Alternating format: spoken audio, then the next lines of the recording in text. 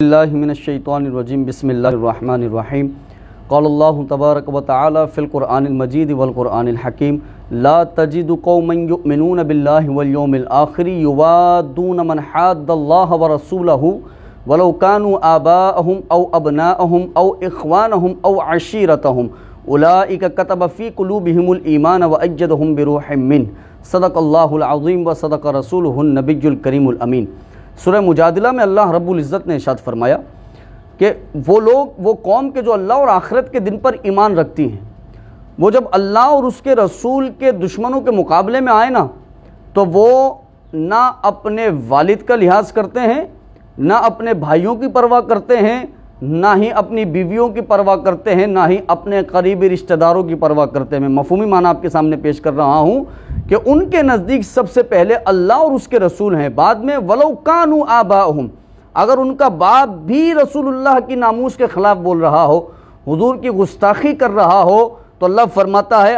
ایمان رکھنے والا آخرت پر اللہ کے دن پر اپنے باپ کا بھی لحاظ نہیں کرتا۔ یہ میں قرآن سنا رہا ہوں، یہ کوئی ہماری اپنی گڑھی ہوئی کتاب نہیں ہے، اللہ کا کلام ہے۔ اللہ فرماتا ہے اگرچہ باپ کیوں نہ ہو، ناموس رسالت کے معاملے میں وہ باپ کا بھی لحاظ نہیں کرتا ہے۔ او ابناءہم، بیٹے کیوں نہ ہو، بڑی محبت ہوتی ہے نا بیٹی سے، بیٹوں سے۔ اللہ فرماتا ہے یہ اللہ اور اس کے رسول کا چاہنے والا ناموس رسالت کے معاملے میں بیٹوں کا بھی لحاظ نہیں کرتا، اپنی بیوی کا لحاظ نہیں کرتا، اپنے قریبی رشتہ داروں کا لحاظ نہیں کرتا ہے۔ اور اللہ رب العزت یہ اعلان فرما کر اس بات کا پیغام دنیا میں عام کر رہا ہے کہ ایک مومن کے لیے سب سے ضروری چیز اللہ اور اس کے رسول کی محبت ہے، کہ وہ سب سے پہلے اللہ اور اس کے رسول کی محبت کو ترجیح دیتا ہے، اور ان کی محبت کے آڑے اگر ان کے سگے رشتہ دار بھی آتے ہیں تو وہ ان کا لحاظ نہیں کرتا۔ میں کہا اگر آپ تاریخ اٹھائیں تو حضرت ابو بکر صدیق رضی اللہ تعالی عنہ،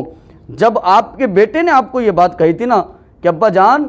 فلاں جنگ میں آپ کی گردن میری تلوار کے نیچے تھی، لیکن میں نے لحاظ کیا نا کہ آپ میرے والد ہیں، میں نے چھوڑ دیا، تو میں قربان حضرت ابو بکر صدیق پر عقیدہ نا افضل البشر بعد الانبیاء بالتحقیق امیر المؤمنین ابی بکر صدیق رضی اللہ عنہ۔ آپ فرماتے میرے بیٹے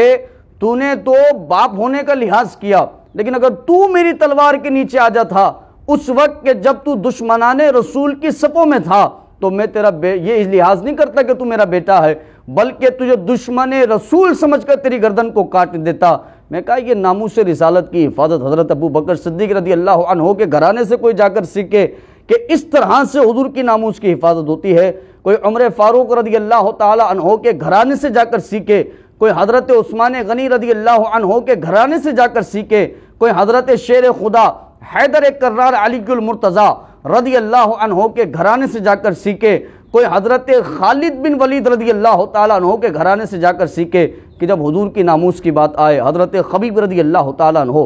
پھانسی پر لٹکانے کے لیے کافروں نے کھڑا کر رکھا ہے، اور ان سے اس موقع پر کہ جب جان جاری ہو نا، بندے کو اپنی جان سب سے زیادہ پیاری ہوتی ہے، لیکن جب حضور صلی اللہ علیہ وآلہ وسلم کی بارگاہ میں بندہ اپنی جان کے نذرانے پیش کرتا ہے، اپنے مال کو پیش کرتا ہے، تو نہ اسے پھر اپنی جان عزیز لگتی ہے نہ مال عزیز لگتا ہے۔ سب سے زیادہ عزیز رسول اللہ کی ذات لگتی ہے کہ جس نے ان کے جلوے کو دیکھ لیا ہو تو وہ اپنی جان بھی بآسانی قربان کر دیتا ہے۔ حضرت خبیب پھانسی کے تخت پر کھڑے ہیں، کافروں نے کہا بتاؤ آج تمہاری جگہ پر